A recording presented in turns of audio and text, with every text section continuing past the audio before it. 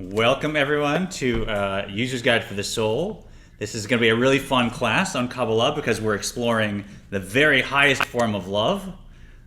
No giggles, no giggles. I won't say this is like my favorite chapter because, So this chapter of the Tanya, chapter 50, talks about another form of love that is called love like gold, and will give us a meditation on how to inspire this love, which is actually, of all the loves we've learned, we'll go through, is the very highest frequency of love. So today's Laibl Wolf. Imagine a rainbow.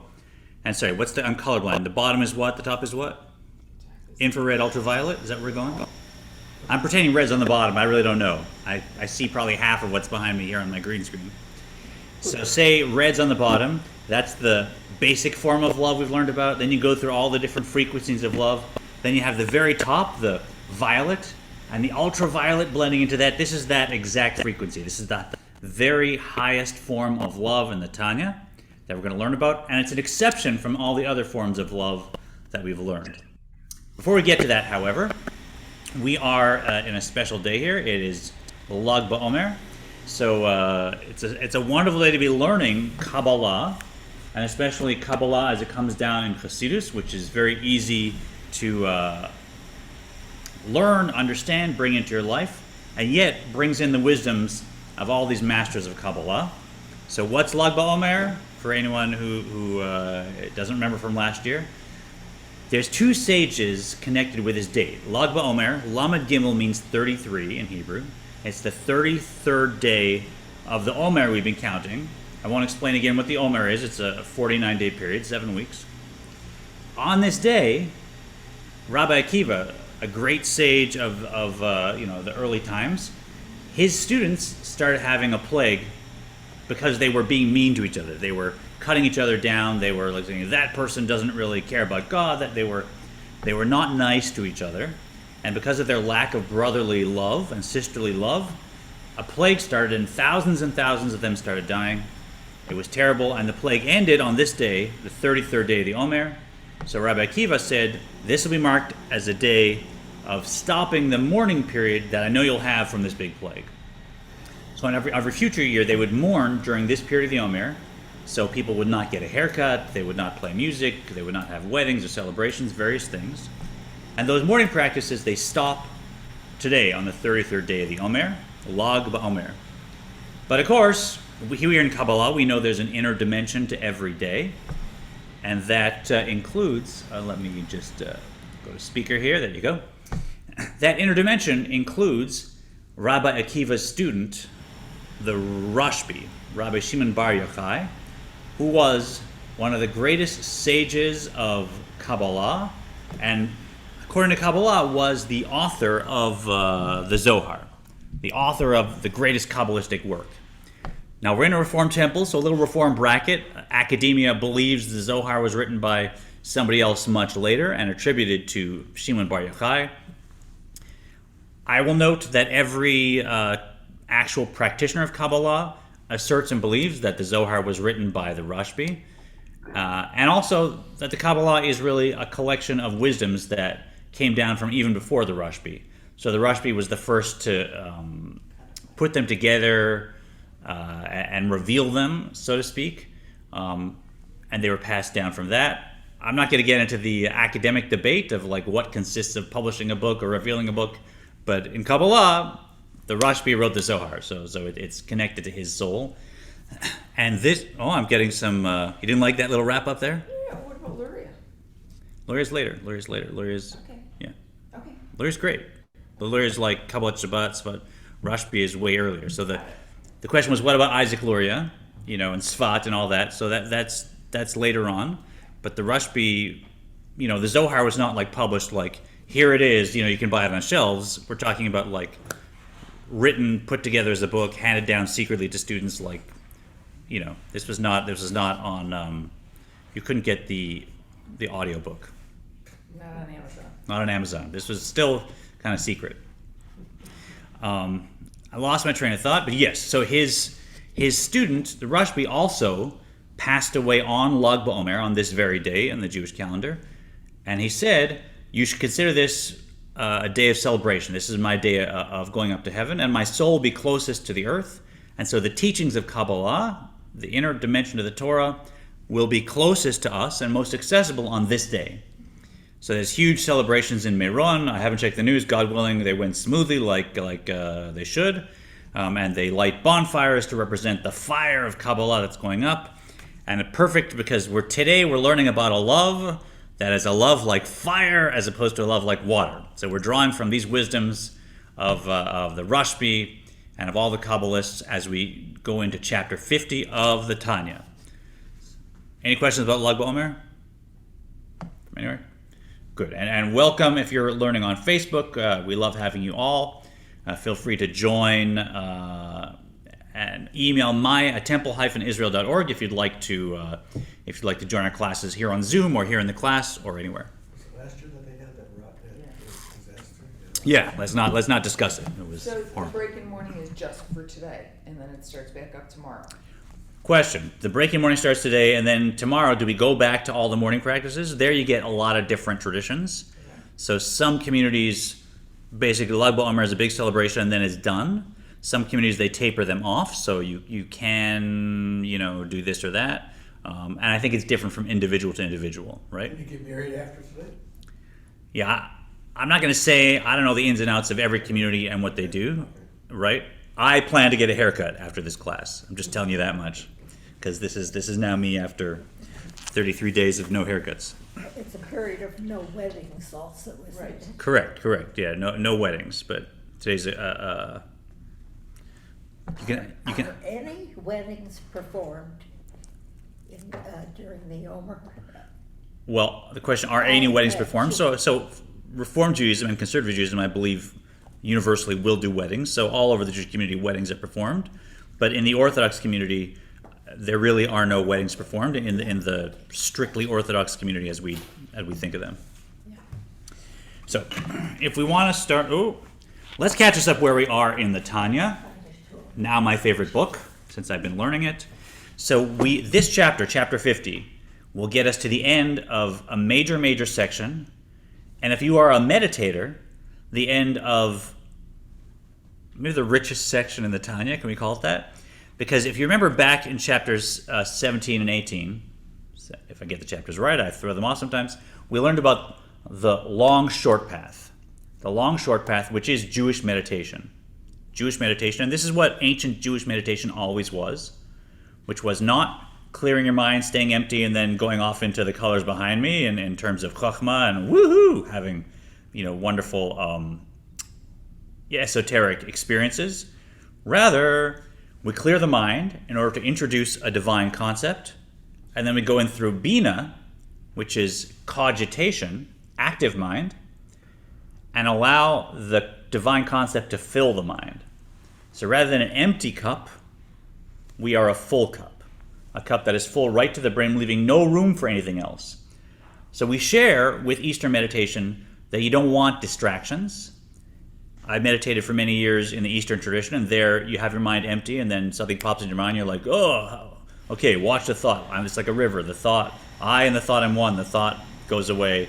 It's one system, and you're in many of those systems trying to actually dissolve your ego, which is tricky, and that's why there's really rigid systems and positions, etc., because dissolving your ego is hard. It's not natural, right? Our ego is here for a reason. This system of meditation, we have a cup, and the cup is filled with the divine concept. If a distraction enters, all I have to do is turn my mind back to the divine concept and let the details of that concept flow into that section of my mind that was distracted. But I don't have to end my ego. I am just harnessing my ego and the energy of my ego for other-centered purposes through this divine concept. And my ego can remain intact. So Jewish meditation, sometimes when meditators look at the Jewish systems, they say, well, hold on, what position do you have to be in? And where's the mantra? And how come you can think about anything? How is that a system?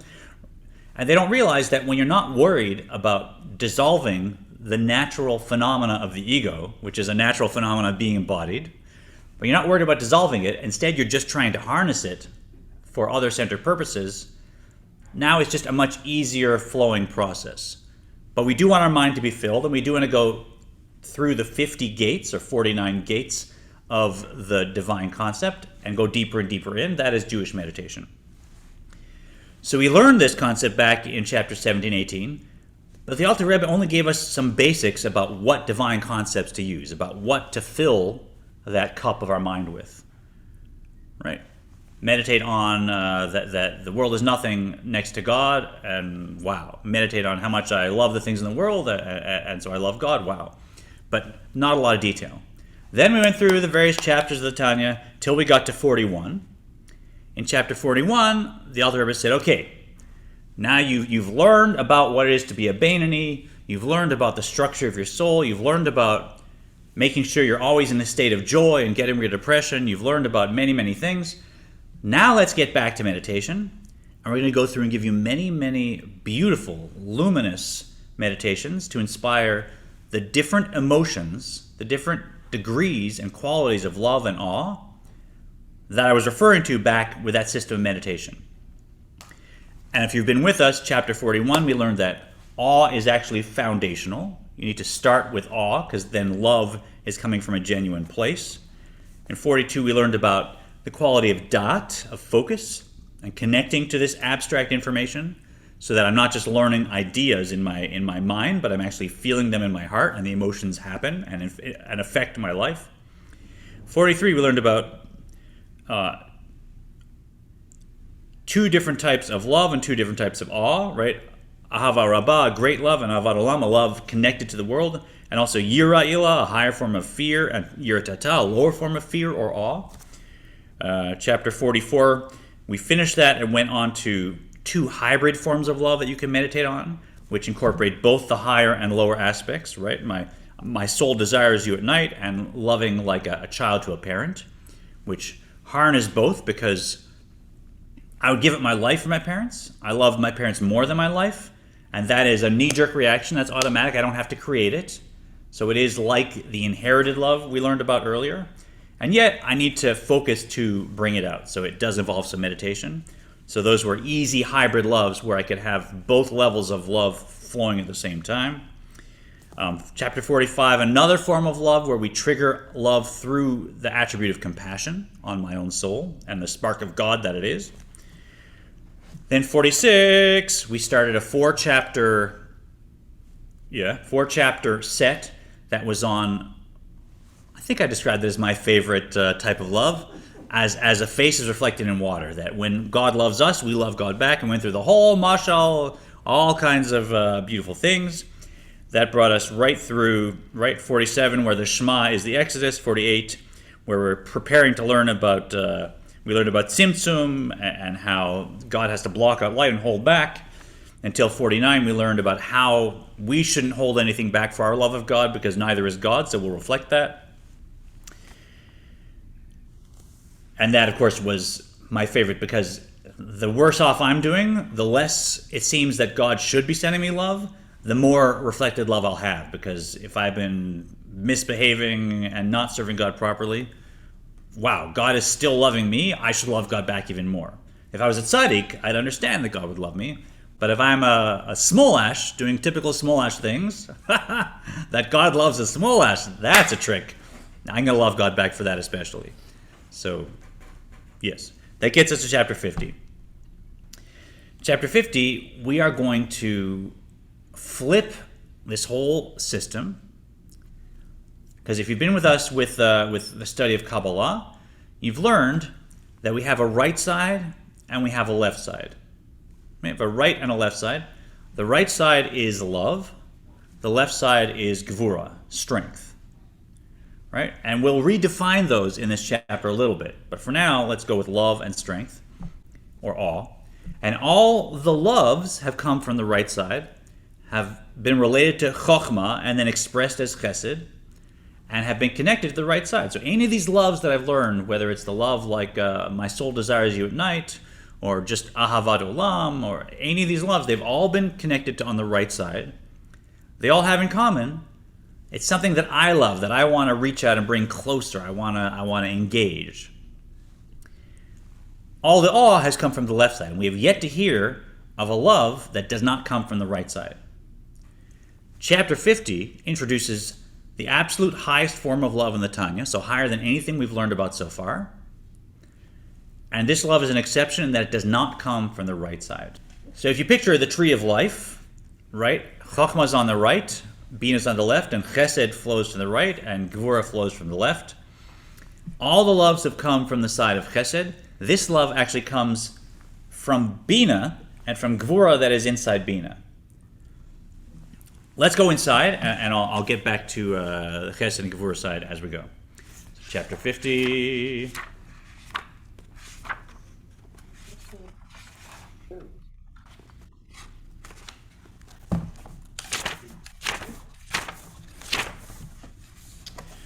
Page 773.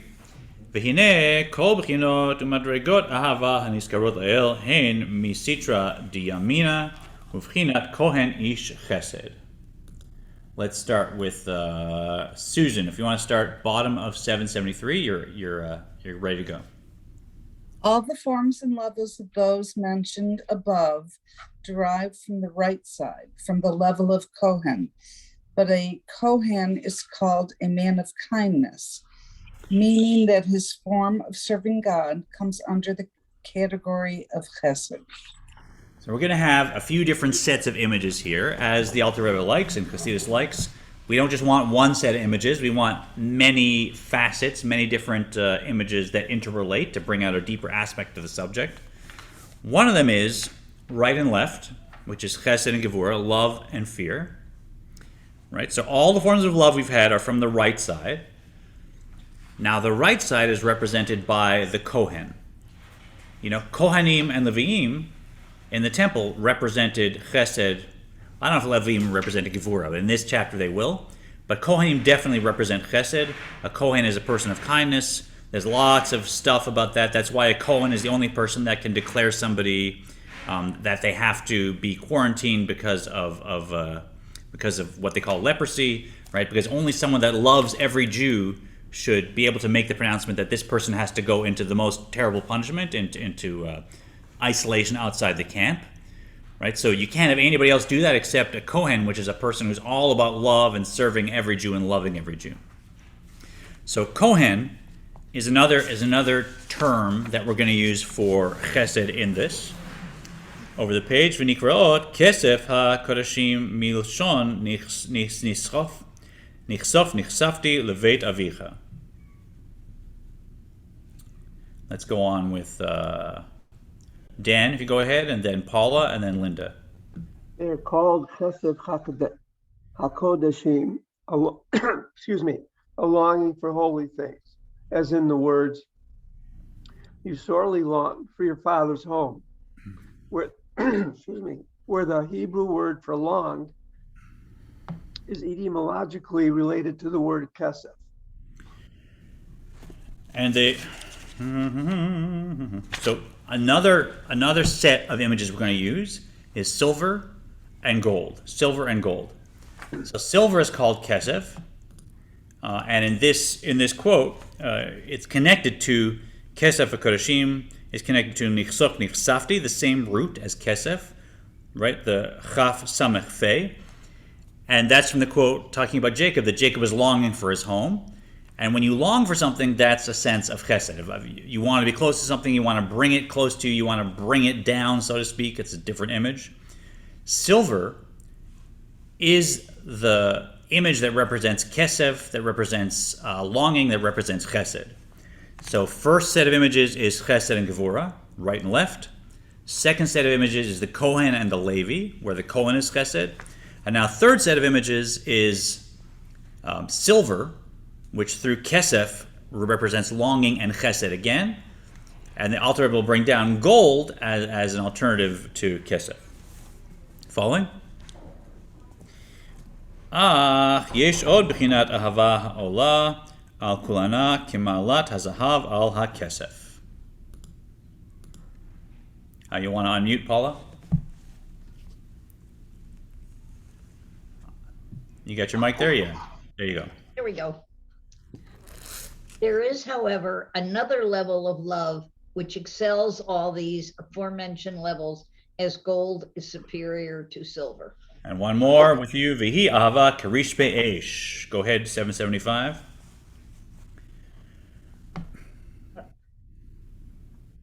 Me? Yeah. Okay. This is a love like this is a love like glowing coals of fire, a burning love, unlike the aforementioned forms of love, which are essentially like water. For the soul is drawn with a yearning toward God like water which flows and is attracted in a certain direction. Hence, in the wording of the prayer for rain said on Shmini Atzeret, remember our forefather who was drawn after you like water. This love, on the other hand, has a totally different quality, that of glowing coals of fire. So now we have a fourth set of images, right? So I'm losing track already, right? So first we have right and left. Then we have the Cohen and the Levi. Right is Chesed, left is Gevur, is Awe. Cohen is Chesed.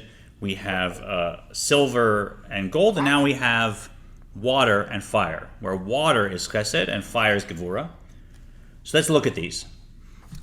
Silver is gorgeous, beautiful. You see it, and you know it's a value, but it's when you look at it visually, it's sort of it's somewhat more inert compared to gold, which has this luster, right? When I see silver, it's like, oh, it's pretty, it's beautiful, a nice silver candlestick. When I see gold, it's like, wow. There's something about humans that's been drawn to gold.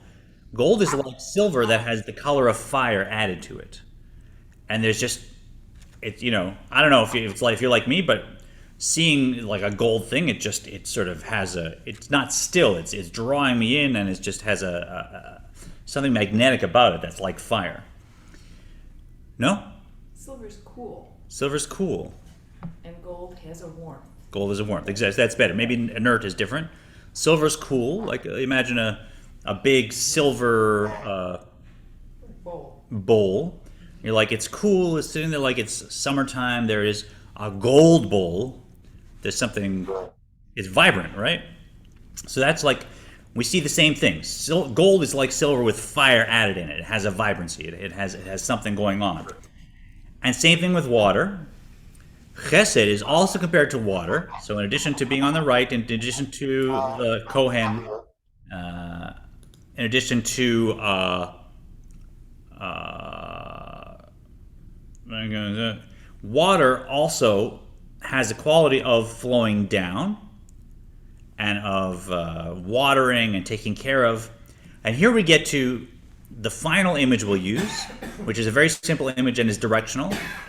And a way we haven't yet talked about Chesed and Gevura. That's key to understanding this chapter and this meditation of love like gold. And that is, instead of thinking about Chesed as love and Gevura as awe, emotionally, let's think about Chesed as this direction, down, and Gevura as this direction, up. Right? So that's the Magen David, right? Magen David is two triangles. We got one triangle pointing down, one triangle pointing up, and they're working together. So that triangle pointing down, that's Chesed. That triangle pointing up, that's Gevura. And why down and up? When I want to give somebody a blessing and I want to bestow upon them and I want to bring down the greatest things and give it to them, I'm drawing that down. I'm bringing that down. That's a down. When I say, you know what? I'm not going to give you a blessing. I'm not going to contribute money. I'm not going to contribute wisdom because right now there's an issue with you. You have to lift yourself up until you deserve it. That's Gevura.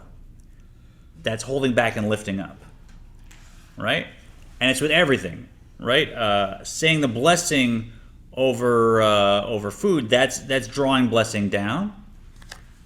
Actually, you know, now eating the food, that's and bringing it to my body and changing it and digesting it and using Gevura, that's raising that up and now using it for something. So the blessing is drawing down, and then we lift up the food with the Gevura. And generally, in my relationship with God, it's the same thing. All these loves we've looked at, all the loves we've described and meditated on, they're about me connecting to God, me reflecting God's love, me wanting to be close to God, me appreciating how God gives me so many blessings. And so I want to draw that down, and I want to bring God into my life, and I want to...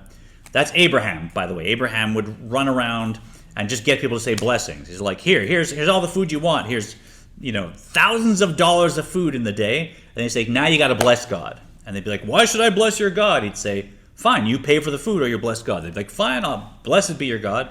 And Abraham was like, great, I drew something down, that's chesed. Right? And it doesn't matter if I'm drawing it down for a recipient that doesn't deserve it. Chesed doesn't care. Chesed just wants to bring blessings down, bring God close, bring God into life. That is all the loves we've learned so far. And what do they have in common? There's a me that wants to be close to God. There's a me that wants to be close to God, right?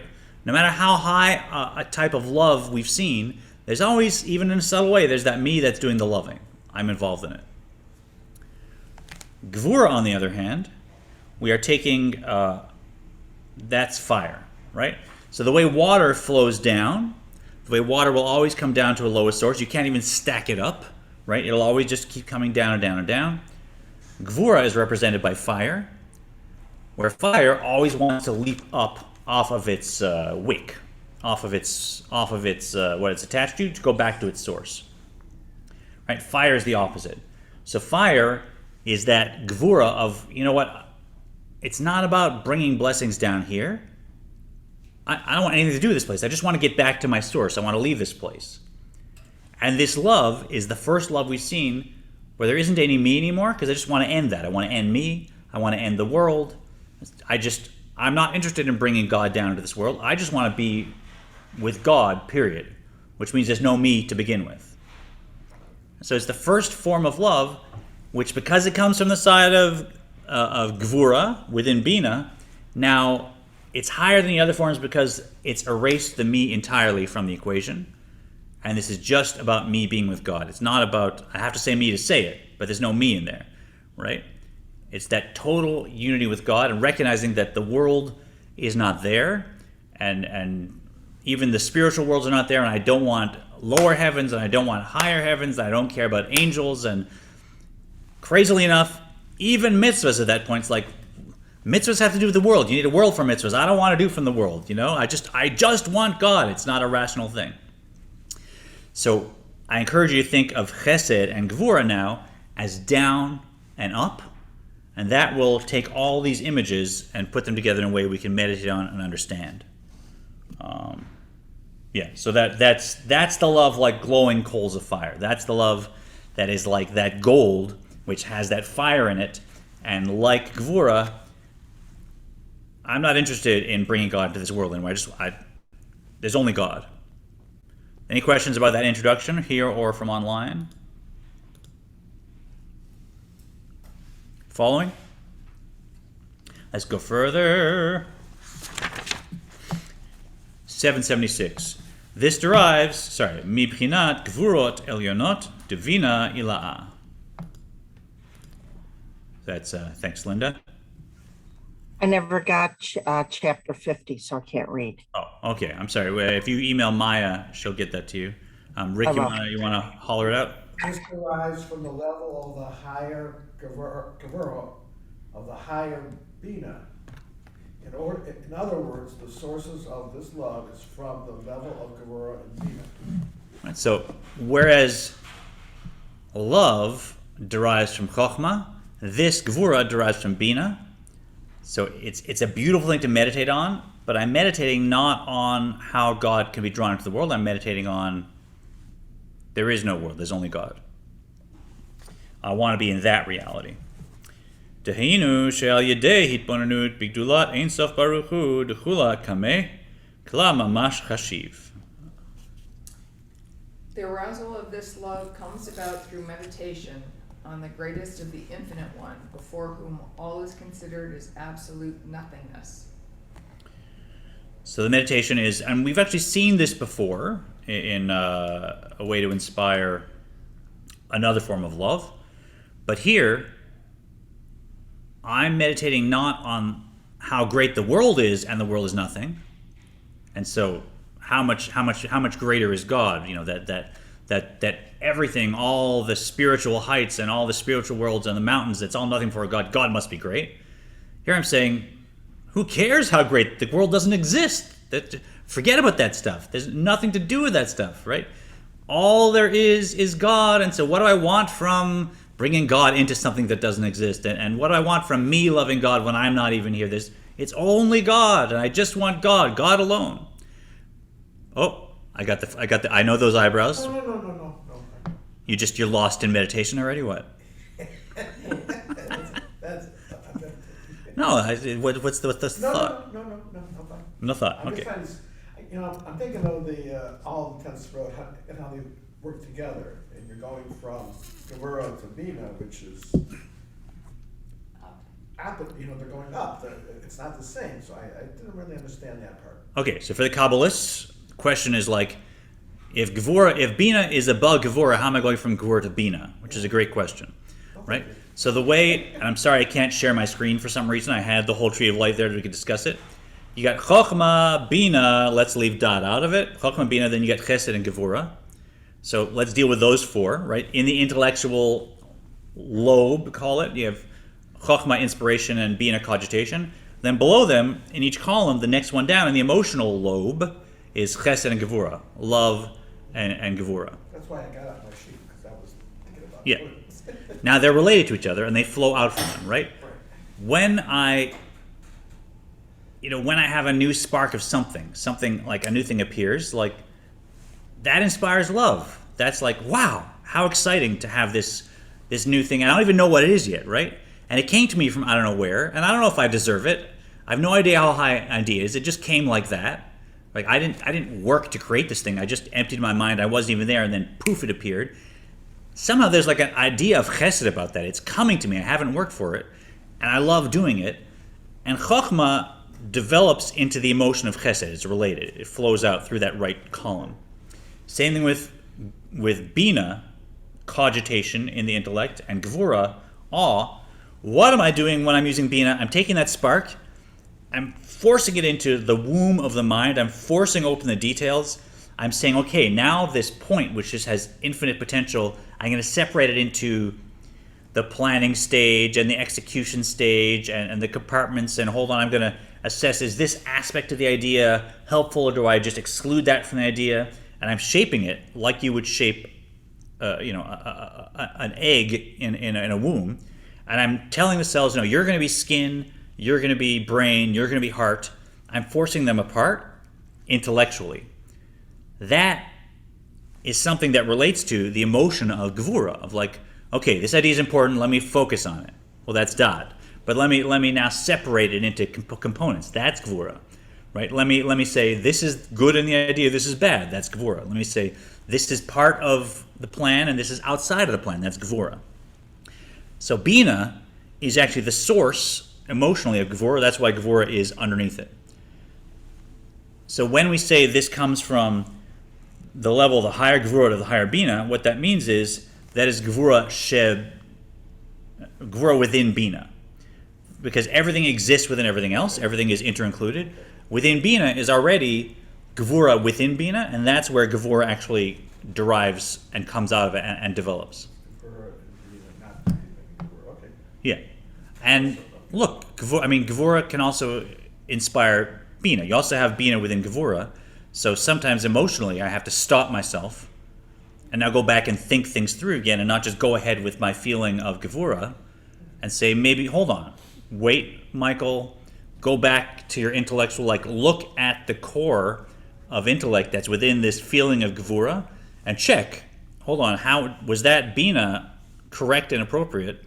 And so I need gevurah to stop and go back to the intellectual. Like it's very creative how they interplay. But in this case, he's saying this love derives from, ultimately, gevurah within bina. That's where it's coming from. Yeah? But the gevurah within bina still has an aspect of like, I'm lifting the world, I'm lifting myself up, I'm going back to my source, I'm like a fire that wants to leap off its flame.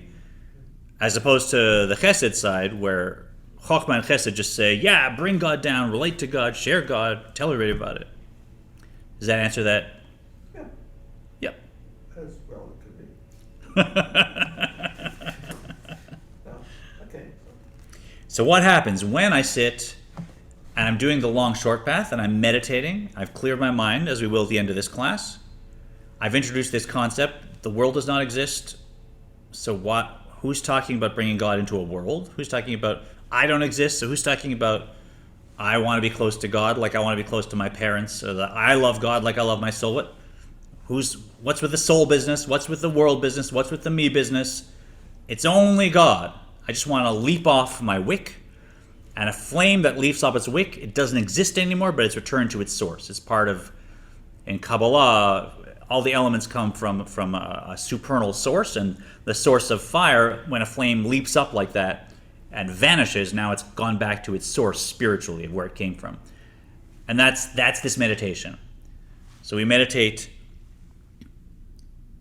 that all is considered as nothing, actual nothing, literally nothing before God, and that's everything. That's myself, that's the spiritual worlds, that's, I almost don't want to say it, but that's even the mitzvahs, right? It's all, does God need mitzvahs? No, right?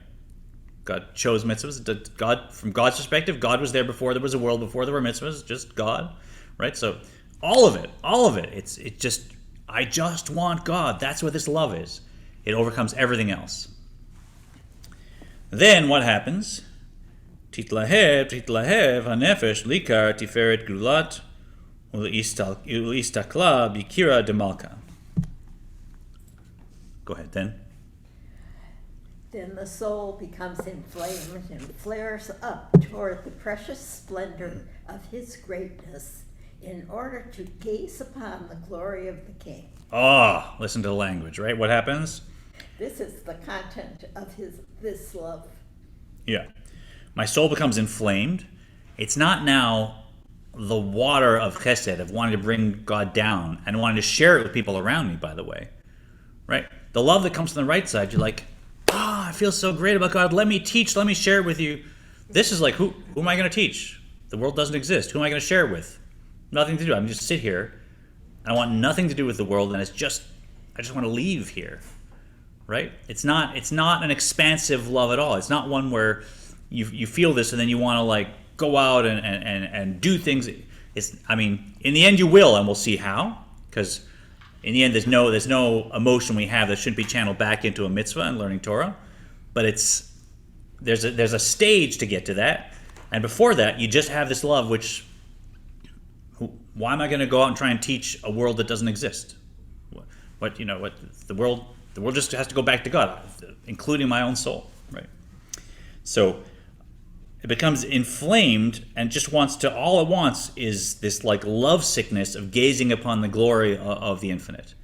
That's all, because nothing else exists. And I'm just sick of everything else. I'm sick of my own narishkeit. I'm sick of the world. I'm sick of trying to, I'm done with this. There's only gazing upon the glory of the infinite.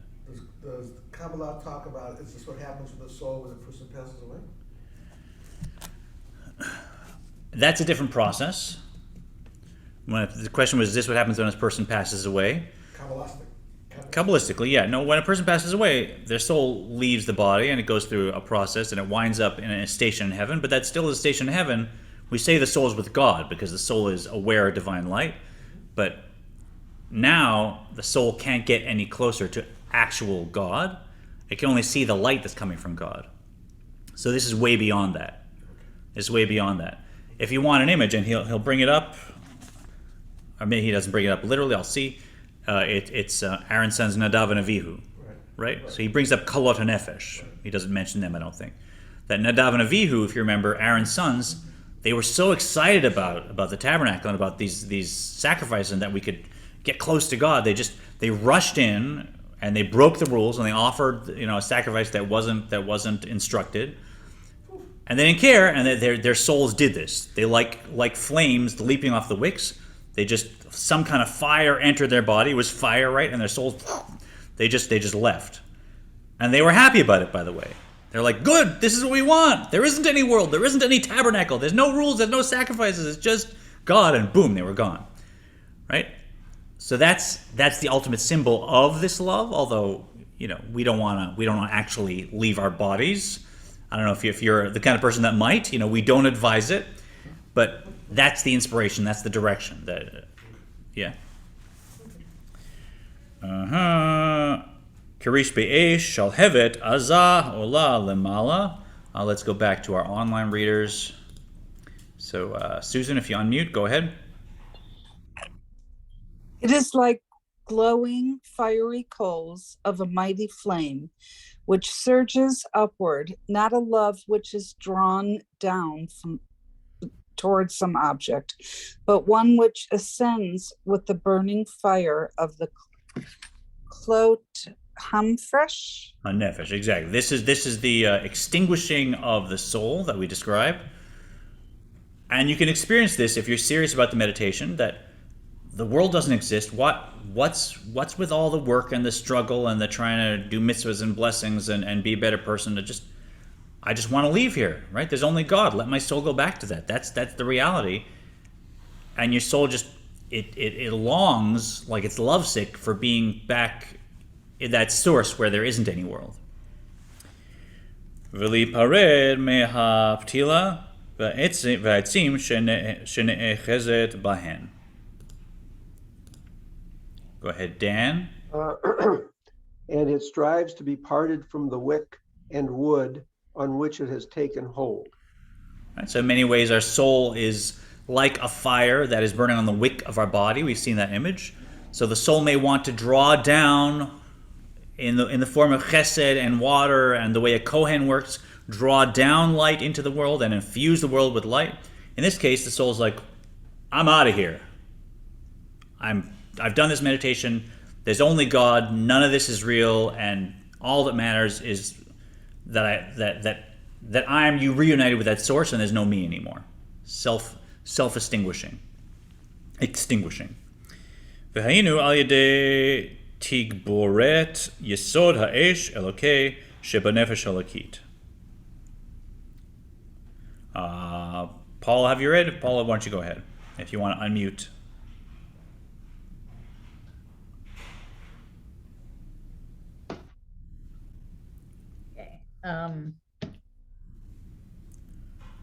Not sure. It is like glowing? No, it's the next one. This results down at the bottom. Down at the bottom. Okay. This results from the predominance of the element of divine fire that is in the divine soul, unlike other forms of love, which derive from the element of water in the divine soul. So there are elements in the soul, right? The same as other cultures that we recognize: water, fire, earth, and air.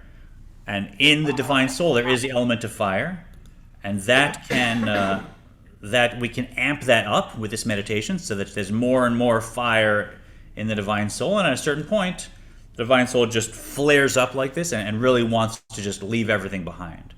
And that's the love like gold, the love that is just it's like silver and that it's valuable, but it's got this fire imbued with it, and it wants to leave the world, and it's restless, and it's full of this energy and this vibration of going back up instead of coming down. ומזה באה לידי צמאון, וכמו שכתוב, צמא לך נפשי. I'll go back to Rick. Okay. From this, the soul comes to a thirst. Just as in the physical domain, one becomes thirsty when the element of fire dominates. So it is in the spiritual domain too. The ascendancy of the divine soul's element of fire creates a thirst within the soul, as it is written, my soul thirsts for you. This is from Psalms, Psalm 63. There's a lot of beautiful nigunim to this, and this is another aspect that enters into the meditation. That when you have a fiery hot state, you develop a thirst as well. If you're wandering in the desert, if you've been hiking in Israel in some of the hot regions or Arizona, that heat and that fire develops a thirst, and you just long to get out of that thirst. And here it's your soul longing to gaze upon the infinite, to just recognize that there is no world and be back to that. Right? So that's that heat and that fire, as you do the meditation, it develops this longing that's like a thirst. You get a thirst because the fire takes out all of the water from the air. So how does that relate? Exactly. So the comment is you get a thirst because the fire takes the water out of the air. So when you have this fire, it doesn't just, it's a good point, Rick, that doesn't just want to leap up like fire does. It doesn't just inspire more gevura. It also evaporates the chesed that's in the system, right? It evaporates. Yeah. So the water that might be there and the moisture that's there, the fire will just take it out of the system, and there's less humidity even in the air, in the other elements. So you could really go into this in terms of elements, right? If you look at you're in the desert and the earth is also dry, so the element of earth has turned into sand, and the water has evaporated, and the air has less moisture in it. So absolutely, that's beautiful. That there's the element of fire is also sucking the chesed out of everything else. So even more making me want to just, through the aspect of gvura, going back up, there's no down anymore. The down's all evaporated and been extinguished, and there's only up left, and I'm gonna just leave the wick. Beautiful. See what a great class we have with, like, you brought out, there could be, someone could write a whole book on that angle, that the fire doesn't just go up, it also takes out the chesed, and so it erases the down. Lucky guess, I guess. Lucky guess, he says. And then it comes that we are? Then it reaches. Then it reaches. V'char kach livchinat cholat ahava. Then it reaches the level of lovesickness, where the soul is sick with love of God, just as an unquenched physical thirst brings on a state of sickness. Right, so this idea of longing for just oneness with God and that there's no world, it's a thirst, and it's also like lovesickness, where your first love, and you just the person said hello to you in high school, and you just you can't stop thinking of them for weeks, but you're afraid to talk to them, and it just consumes you, and you're thinking night and day. When you wake up and you're like, I wonder if I'll talk to this person today or whatever, right? So we know that lovesickness, where we're so passionate to get back to this person that it's I don't want to be with myself anymore. I can't even sit with the me and the world and all the rest of it. ואחר כך באה לידי כלות הנפש ממש, כמו שכתוב, גם קלטה נפשי. And then it comes to a virtual expiring of the soul, kalot hanefesh, as it is written, as my soul expires, if not for the consequent contrary sensation of retreat and restraining oneself, as explained further, the soul would literally expire. All right, so virtual expiring the soul, kalot hanefesh, as is written, gam kalta nafshi. So it can get to a point where you feel like your soul's actually going to just leave things. Who wants a body anymore? But we'll get to, there is a retreat that comes after that that's required, and he'll go, next class we'll go into the Levites and more of this chapter. Does that kind of clarify the definition of this love? Yes, but. Yes, but. So we have this divine soul that is a fire that is like thirsting for God, right? Mm-hmm. But you've also got the animal soul that's grounded here on earth. How do they both function when your divine soul is like so on fire, yet you've still got this animal soul that's hanging around? Yes, the question is, how does the animal soul relate to this? And if the divine soul is just full of fire and wants to just go back up, what does the animal soul say? At that point, either the animal soul is just kind of likes the feeling so much, it's like, oh yeah, that'd be cool, uniting with the infinite source, great, sounds like it's pleasurable. But most of the time, the animal soul is just not engaged here, because the divine soul just wants to leave the animal soul. The animal soul is all about me, and the divine soul is sick of that. So the divine soul has taken over all my faculties and just is done with it, right? So when there's kolot nefesh, the animal soul is not going up with the divine soul. So the animal soul is the ich, is the me that ends, right? So when you're doing this meditation, the animal soul is going to get in your way. It's going to say, hold on, are you sure you want to get so excited about there's only God? I mean, you had breakfast this morning, that tasted pretty good. Isn't that a world? That's your animal soul's job in this equation. It's usually, you just want to fill your mind up so that you ignore the animal soul when you're doing this meditation. So the divine soul is driving the bus. The divine soul is throwing wood on the fire. It's like, right? Let me tell a story before I meditate. Yeah, we start a little late if it's okay. So there's a story I heard from Tully Silberberg just this morning online that speaks to this. As we said, every other love has that me in it. It has that self-centered something in it. And that's the key of love. No matter how elevated the love is, there's that me that's loving. And love comes back to me, bringing God close to me. And not to denigrate that. God willing, we should all love God more than we love coffee and raises, and we should bring God down and be close to God. That's a beautiful thing. But there is a me. There is a me, and this love is all about ending that me. So there's a story of the Tzemach Tzedek, the third Rebbe of the Chabad tradition, and he was a younger man, and one day he knocked on the Alter Rebbe's house, his door. The Alter Rebbe is the author of this book. This is his grandson. He knocked, knock, knock. The Alter Rebbe said, "Who's there?" He says, "Ich, me." Normal thing to say. Who's there? It's me. You know, so you recognize my voice. It's me. The Alter Rebbe said again, "Who's there?" And the Tzemach Tzedek said, "Ich, it's me." And maybe a third time, however the story came down, right? Like, hold on, I'm not sure. Who's there? The Alter Rebbe says. And Tzemach Tzedek says, "Ich." So the Alter Rebbe lets him, and he says, "After all this Hasidus we've been learning, and you're one of my grandchildren, and the Mittler Rebbe is teaching you, the whole idea of Hasidus is that there's no ich, there's no me. So what's this? You're knocking on the door, and I'm saying who's there, and you're saying there's an ich, there's a me, there's a problem here. You know, let's deal with this."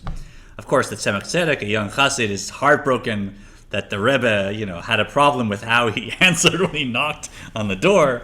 Now he's got to do a whole new work on this. So what does he do? These guys are very serious about this. He says he has to go into exile and deal with this ich issue that obviously was there because how he answered the door. And I find it a little funny and extreme, but there was something there, right? It is real if subtle. So this is what he did.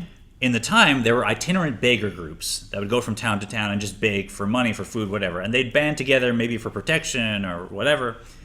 So a band had come through town. I said, "This is what I'm going to do. I'll go into exile. I'll join this group of beggars. I'll go around, and surely that's a way to end this ich business so I can really learn Hasidus properly." And that many big Hasidic masters would just wander from town to town with no money whatsoever and just rely on what people gave. This is a common practice to end their ego, because I'm sure begging from town to town and sleeping wherever, etc., you learn to not take yourself so seriously. So he joined this group, and they went from town to town, and they came to another town where a rich man was marrying off one of his daughters, as a very wealthy man. And there was a tradition, if you could afford it, that you'd have a feast not just for your family and friends, but also a feast for poor people. All right, so word got out, this wealthy man was going to put on a real feast, so, be there, and you'll get a square meal. So this group wound up in that town with the Tzemach Tzedek with them, and they're mostly older beggars, and he was a young chassid, but there he went. And so this man, a few days before his daughter's wedding, put on a feast for all the beggars. And this was not just, make sure you're full and thank you very much. This was, on china and beautiful top quality catering and silverware and, crystal glasses and wine. Like they had a real wedding feast. So they really fressed. And then as they were starting to pick things up and clear the dinner away, of course they counted the silverware because this is very, very prized stuff. And there's 2 spoons missing. 2 spoons missing. Who's going to pay for that? So suddenly the mood changes, and suddenly the father becomes very cross. He says, "These people, I could have put on just a regular meal, and I went above and beyond, and they enjoyed the china and the silverware and the high quality meal. And now what do? They go and they steal a couple spoons. That's it. We're getting to the bottom of this." He calls the police. They come in. They line up all the beggars and start questioning them. They can't find the spoons. But the police agent is using his intuition. He sees a bunch of elderly people who can barely get to the next town, and then he sees this young guy who's clearly agile and can think straight and has all this. He says that one of these things doesn't belong. Clearly somebody came in here infiltrated just to steal a couple spoons. That's the guy. He convinced himself. So he calls the Tzemach Tzedek. He says, "How dare you? Look at you, a young man coming with these beggars and stealing spoons and making them look bad." And he's accusing him. And the Tzemach Tzedek doesn't know what to do with this. He's used to growing up in a town. His grandfather's, the Rebbe, people respect him. And now there's this police officer yelling at him, and he hasn't had he's been wandering with these beggars, and he's like, "It's nicht ich. It's not me. It's not me. It's not me." He starts yelling that it wasn't him that did it. He keeps saying, nicht ich, until finally, after who knows how long of this, He convinces the police officer that it wasn't him, and he gets out of it. So then that night, he thinks back and he says, oh, this whole thing started because there was an ich, and I just inadvertently said, it's me at the door. And now, look, I was questioned by these police. I could have gone to jail. I was in such danger. And just out came nicht ich, not me. There's no me. And he realized that was a sign that he'd finished his penance. He'd finished his exile. He had taken care of the problem. And he went back home, became one of the great Chabad Rebbes, of course. So a little story to bring out, yes. Spoons? I don't know what happened to the spoons. That's what I want to know. And he got a couple silver spoons. God forbid. God forbid. Who knows where the spoons? Who cares about the spoons, right? It's silver. We want gold. So that's a little story to bring out, that quality, that this love, it's the only love, and that's what makes it one of the highest loves, the highest love, that does not involve ich, does not involve me. Right? There's just God. There's nothing else. So let's take just 2 minutes to do a quiet meditation. If you want to find yourself in a relaxed, seated position. And our breath as well, as we deepen it, we recognize there's one flow, the breath in, which is bringing our soul down into us, filling us with life. And there's the breath out, where our soul is retreating somewhat. That again is the downward flow of chesed and the upward flow of gevura. Let's open that up. 4 stages. 4 counts to breathe in, 4 to keep the breath in, 4 to breathe out, 4 to remain empty. Starting with me, and 1, 2, 3, 4. Keep that breath in, 2, 3, 4. Releasing out, 1. Through the nose if you can, 3, 4. Staying nice and empty, 2, 3, 4. Breathing in, 2, 3, 4. Staying full, 2, 3, 4. Breathing out, 2, 3, 4. Staying empty, 2, 3. Continue that pattern on your own.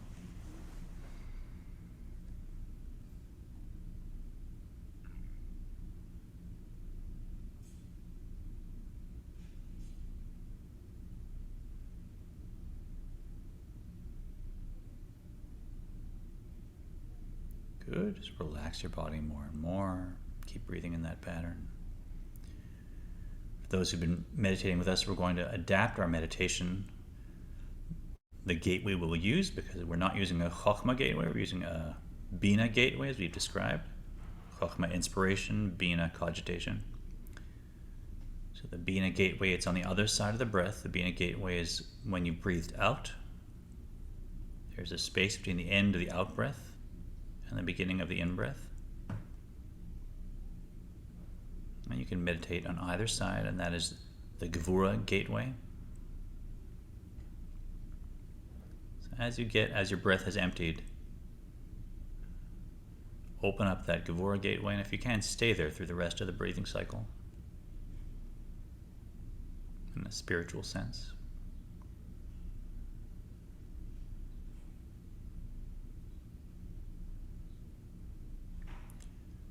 And however the Gevura gateway looks different, perhaps it's at the Bina gateway, perhaps a different color, perhaps more sharply defined, but allow it to grow in the screen of your mind.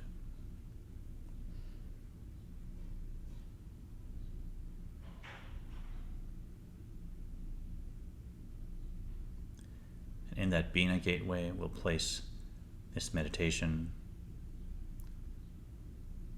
Compared to the Ein Sof, the world is completely non-existent. Every aspect, every level, completely non-existent. There's only the Ein Sof. There's only the infinite.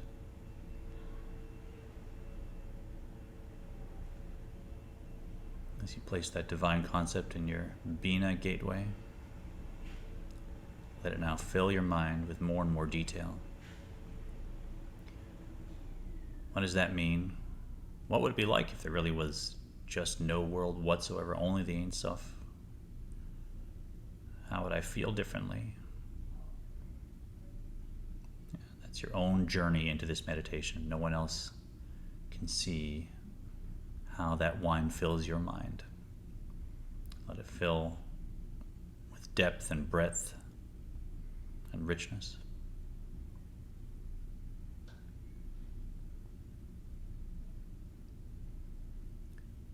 And as you let this concept fill your mind, before the Ein Sof, there is no world. This does not exist. Notice if there's something like a fire, something like gold that emerges in your emotions. Something that wants to rise upward, upward.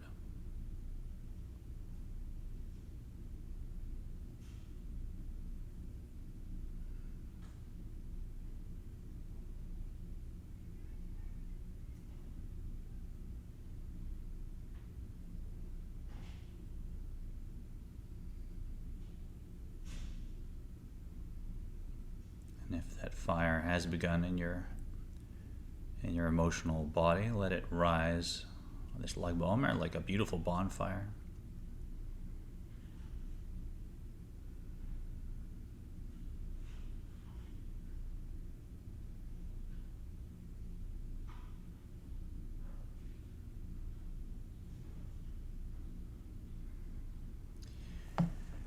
Of course, you'll want to stay in this posture for 10 minutes, 20 minutes to really deepen and anchor these emotions. But if you're with us in the class, our time is done.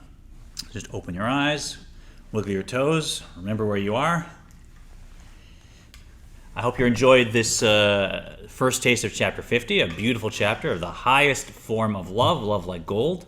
We will continue on our next class. And as I always say, if you want to join the many people learning in person, on Zoom, on Facebook, after the fact, please email us. We'd love to send you the Zoom links and the timing. You can be here in any capacity. Thanks, and have a beautiful Laibl Wolf.